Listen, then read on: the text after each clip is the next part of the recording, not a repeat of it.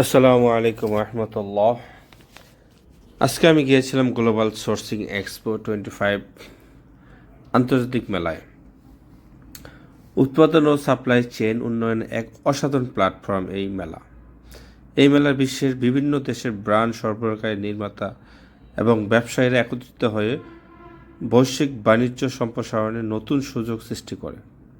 এই এক্সপোতে অংশগ্রহণকারীরা সর্বাধুনিক production technology, innovative পণ্য, টেকসই সোর্সিং পদ্ধতি এবং গ্লোবাল মার্কেটের ট্যাক্স সম্পর্কে সরাসরি ধারণা লাভ করতে পারেন।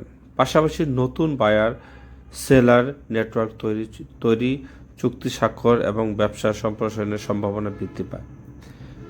বাণিজ্য মেলার পরবর্তী প্রেক্ষাপটে গ্লোবাল সোর্সিং এক্সপো 2025 আন্তর্জাতিক মান বজায় রেখে ব্যবসায়িক দক্ষতা, পণ্যর গুণগত মান ও সহযোগিতা টিকে থাকার জন্য একটি গুরুত্বপূর্ণ আয়োজন হিসেবে বিবেচিত। এই মেলা আজকে আমরা ঘুরতে গিয়েছিলাম, গিয়ে দেখি 5টার মধ্যেই মেলা ক্লোজ হয়ে যাচ্ছে।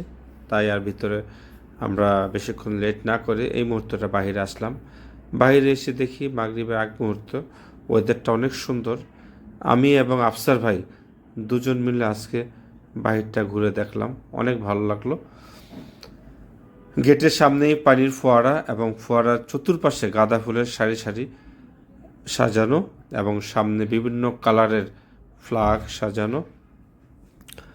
ডানে বামেও প্রচুর ফাঁকা জায়গা। এই ফাঁকা জায়গায় যখন বাণিজ্য মেলা হয় ওই সময়কালে এটাতে বিভিন্ন স্টল বসানো হয়। এখন মেলা নেই, সেজন্য এটা ফাঁকা। আমি আর আফসার ভাই পুরোটাই ঘুরে দেখলাম। দুজনের কাছে খুবই ভালো লাগলো এই মুহূর্তটা, কারণ এই সময়টা বেলা যখন ডুবে যায়, সূর্য ডুবে যায়, তো এই একটু পরেই সূর্য ডুবে যাবে। এই মুহূর্তটা খুবই ভালো একটা সিনারি, আর সামনে হচ্ছে পানির বিভিন্ন কালারের ফোয়ারা। তাই আমরা ঘুরে দেখলাম, মেলাটা অনেক উপভোগ করলাম।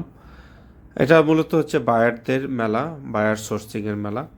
এখানে বাংলাদেশের বিভিন্ন অ্যাপারেলস, লেদার, কসমেটিক্স এবং ফার্মাসিস্ট, ফার্নিচার, এই জাতীয় বিভিন্ন প্রায় 110টা স্টল ছিল ভিতরে, 110 আইটেমের দোকান ছিল। তাই আমরা এটা ভিজিট করতে আসছিলাম, ভালোই লাগলো। সবাই ভালো থাকবেন।